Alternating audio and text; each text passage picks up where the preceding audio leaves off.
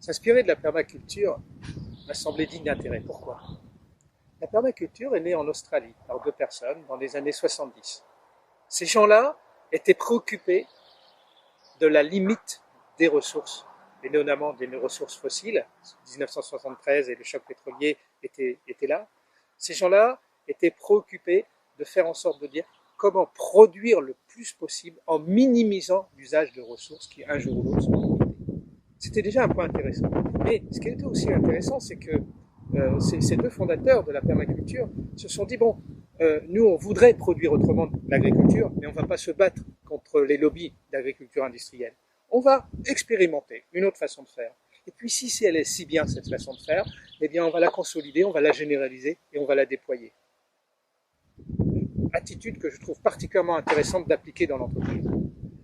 Un autre point de la permaculture, pour ceux qui s'intéressent, on sait que planter des petits pois à côté de courgettes, c'est pas mal, les petits pois absorbant l'azote, les courgettes n'aiment pas l'azote, ça s'appelle des écosystèmes, tirer parti des écosystèmes pour produire du bétail. Mais quand on regarde la permaculture, c'est quand même un livre écrit par les fondateurs de 700 pages, il y a quand même de quoi faire. Eh bien, on s'aperçoit que la base de tout, ce sont trois principes éthiques. Ces gens ont dit, notre façon de produire doit être basée sur le fait de mieux prendre soin des hommes, le fait de prendre soin du sol, et puis de fixer des limites à la consommation et redistribuer les surplus. Ces trois principes éthiques-là sont fondateurs de leur concept de permaculture, de leur mode de production. Et puis, quand on rentre dans le détail, on se dit, mais comment ça peut se pratiquer derrière? Ok, les principes éthiques, mais comment ça peut se pratiquer? Ils ont appelé ça les principes. Et ce qui m'a vraiment interpellé, c'est qu'ils sont d'une actualité redoutable.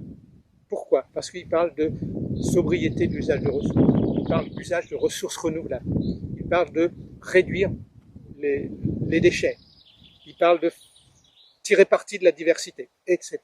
C'est-à-dire que ces gens-là avaient compris pratiquement 50 ans plus tôt que nous que toutes ces notions-là étaient déterminantes pour l'avenir des êtres humains, parce que la permaculture, c'est aussi ça, c'est dire notre finalité, c'est de rendre la Terre mieux habitable pour tout le monde.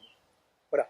Donc, il m'a semblé que s'inspirer de tout cela, ça pouvait être particulièrement pertinent pour l'entreprise. Et surtout, le fait de dire, mais tiens, moi je ne connais pas une entreprise qui, son modèle de développement, soit basé sur trois principes éthiques.